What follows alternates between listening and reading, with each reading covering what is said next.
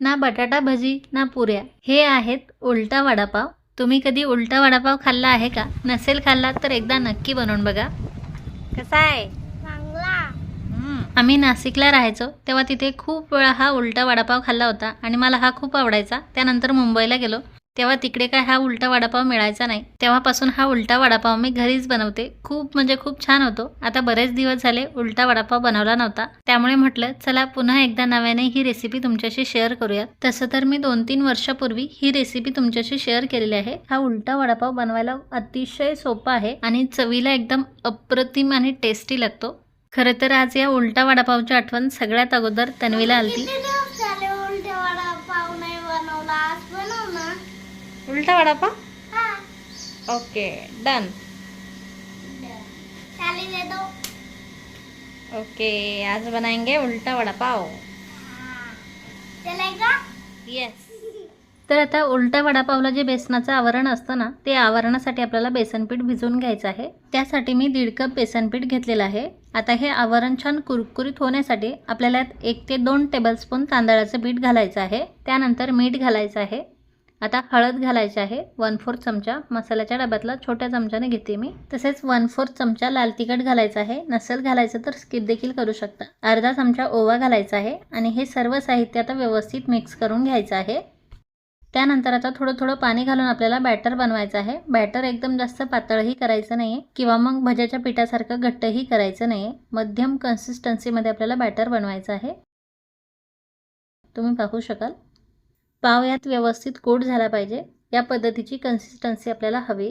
आता हे बॅटर आपलं रेडी आहे. हे आपण थोड्या वेळ साईडला ठेवूयात. आता इथे मी अर्धा किलो बटाटे उकडवून घेतलेले आहे. उकडवून साल काढून घ्यायचे आहे. त्यानंतर एका कढईमध्ये आपल्याला 1 ते 1.5 टेबलस्पून तेल घालायचं आहे. तेल गरम झालं की अर्धा चमचा मोहरी घालायची आहे. अर्धा चमचा जिरे घालायचे आहे. जिरे मोहरी व्यवस्थित तडतडून घ्यायचे आहे. त्यानंतर कढीपत्त्याची पानं घालायची आहेत थोडीशी. त्यानंतर हिरवी मिरची आणि लसणाचा ठेचा घालायचा आहे 1 ते 1.5 चमचा. हळद घालायची आहे अर्धा चमचा आणि हे आता व्यवस्थित परतवून घ्यायचे आहे तेलामध्ये. आणि त्यानंतर लगेच उकडलेले बटाटे घालायचे आहे यामध्ये कुस्करून. किसणीने हे आपल्याला किसून घ्यायचे नाही आहे, मॅशरने किंवा हाताने मॅश करून घ्यायचे आहे. त्यानंतर यात बारीक चिरलेली कोथिंबीर घालायची आहे. मीठ घालायचं आहे चवीप्रमाणे. आणि आता ह्या सर्व जिन्नस व्यवस्थित एकजीव होईपर्यंत, व्यवस्थित मिक्स होईपर्यंत हे मिश्रण आपल्याला परतवून घ्यायचं आहे. सर्व साहित्य व्यवस्थित एकजीव झालेलं आहे. रंग किती सुरेख आलाय बटाटा भाजीला तुम्ही पाहू शकाल. तेव्हा आता लगेच गॅस बंद करायचा आहे आणि ही बटाटा भाजी थंड करून घ्यायची आहे. आता या उलटा वडापाव सोबत खाण्यासाठी आपल्याला एक स्पेशल चटणी बनवायची आहे. त्यासाठी 7 ते 8 काश्मीरी मिरच्या मी गरम पाण्यामध्ये 15 ते 20 मिनिटं भिजवून घेतलेल्या आहे. त्यानंतर त्या मिक्सरच्या भांड्यामध्ये घालते. यामध्ये आता लसणाच्या पाकळ्या घालायच्या आहे 10 ते 15. मीठ घालायचं आहे आणि पाणी घालून आपल्याला याची चटणी बनवायची आहे. चटणी जास्त बारीक करायची नाही, थोडीशी अशी दरदरीतच ठेवायची आहे. अशा प्रकारे चटणी आपली रेडी आहे. आता ही चटणी उलटा वडापाव सोबत खाण्यासाठी खूप म्हणजे खूप छान लागते. तुम्ही कधी ट्राय केली नसेल तर करून बघा, खूप आवडेल तुम्हाला. ही आता वाटीत काढून घेते मी क्या. त्यानंतर आता ही बटाटा भाजी आपली थंड झालेली आहे. तेव्हा ही बटाटा भाजी आपल्याला पावला लावून घ्यायची आहे. सुरुवातीला 6 पाव घेतलेले आहे मी आणि पावच्या आता खालच्या साईडने ही बटाटा भाजी आपल्याला लावून घ्यायची आहे. तुम्ही पहिल्यांदा जर हा उलटा वडापाव बनवत असाल तर फक्त खालच्या साईडने ही अशी भाजी लावून घ्या. मी साईडने देखील अशी भाजी थोडीशी लावून घेते, म्हणजे आपला हा उलटा वडापाव खायला अजून छान लागतो. तसेच यामुळे उलटा वडापाव तेलकट देखील होत नाही, कारण सगळ्या बाजूंनी बटाटा भाजी लावून घेतल्यामुळे यात तेल शिरायला जागाच राहत नाही. परंतु सगळ्या बाजूंनी बटाटा भाजी लावल्यामुळे तेलात टाकताना हे पकडायला थोडासा प्रॉब्लेम होतो. त्यामुळे पहिल्यांदा बनवत असाल तर फक्त खालच्या साईडने बटाटा भाजी अशी लावून घ्या. अशी बटाटा भाजी लावून झाली की हे पाव आपल्याला बेसन पिठामध्ये कोट करून तळून घ्यायचे आहे. बेसन पिठामध्ये मी थोडासा खायचा सोडा घातलाय. खायचा सोडा व्यवस्थित मिक्स करायचा आहे. त्यानंतर एकीकडे तेल गरम करायला ठेवायचं आहे आणि लगेच हे पाव आता बेसन पिठामध्ये कोट करून आपल्याला तेलामध्ये टाकायचे आहे. बेसन पीठ पावला व्यवस्थित कोट व्हायला हवं. तसेच तेलही आपल्याला कडकडीत गरम करायचं आहे आणि त्यानंतर हा पाव आपल्याला तेलामध्ये टाकायचा आहे. एक साईड थोडासा तळला की लगेच याची साईड चेंज करायची आहे आणि मग हा उलटा वडापाव आलटवून पालटवून दोन्ही साईडने आपल्याला व्यवस्थित तळून घ्यायचा आहे. दोन्ही साईडने उलटा वडापाव असा व्यवस्थित तळला की मग आपल्याला हा काढून घ्यायचा आहे.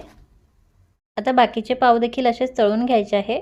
पुन्हा एकदा मी तुम्हाला हा बेसन पिठामध्ये कोट करून दाखवते, म्हणजे तुम्हाला एक अंदाज येईल. याला पकडताना जर असं बेसन पीठ निघालं तर पुन्हा बेसन पीठ थोडंसं टाकायचं आहे आणि मग हा उलटा वडापाव तेलात टाकायचा आहे. एक साईड तळला की लगेच ॲटोमॅटिक असा हा वरती होतो, तेव्हा लगेच याची साईड चेंज करायची आहे.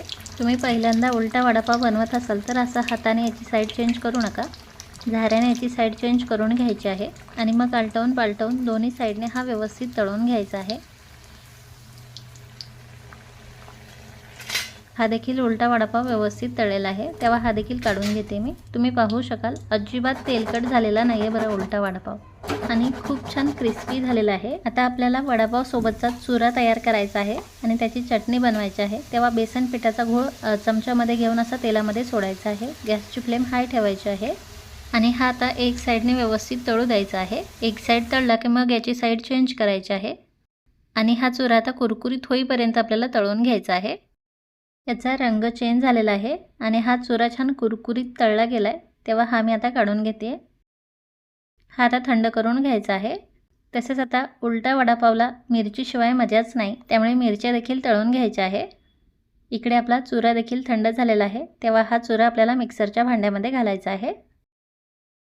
त्यानंतर 7 ते 8 लसणाच्या पाकळ्या घालायच्या आहे, लाल तिखट घालायचं आहे थोडंसं आणि मीठ घालायचं आहे. आणि आता मिक्सर पल्स मोडवरती फिरवत आपल्याला थोडीशी जाडसर ही चटणी बनवून घ्यायची आहे. टेक्स्चर तुम्ही पाहू शकाल. आता ही चटणी देखील मी वाटीमध्ये काढून घेते. सगळ्या चटण्या आणि हा उलटा वडापाव आपला रेडी आहे. आणि आता तन्वीचं रिॲक्शन पाहूयात. हा वडापाव खायचा होता ना? हाँ, कसा झाला आता? चांगला. आवडला का? हाँ, टोमॅटो सॉस के साथ हाँ, चटणी खाले क्यों? मुझको नहीं आवड़ती भाई. और चटणी खाले ना? मैं चटनी तुम खा लो, मैं छोटी हूँ. हाँ क्या? हाँ. ओके. एकदम पूरे के जैसा लग रहा है. हाँ. तुम्ही देखो. तन्वीचं रिॲक्शन आणि उलटा वडापाव दोन्हीही तुम्ही पाहिलंच आहे. दोन्हीही एकदम जबरदस्त आहे. खरंच मी मनापासून सांगेल, तुम्ही जर हा उलटा वडापाव कधी ट्राय केला नसेल ना, तर एकदा तरी नक्की करून बघा. तुम्हाला खूप म्हणजे खूप आवडेल. कारण हा खायला तर चविष्ट आहे, पण तुम्ही पाहू शकाल हा अजिबात तेलकट झालेला नाही आहे. त्यामुळे नेहमी वडापाव ट्राय करण्यापेक्षा कधी हा उलटा वडापाव देखील ट्राय करून पहा. आणि आजची आपली ही रेसिपी थोडी जरी आवडली असेल तर प्लीज व्हिडिओला लाईक आणि शेअर करा. पुन्हा भेटूयात पुढच्या रेसिपीमध्ये. Bye bye.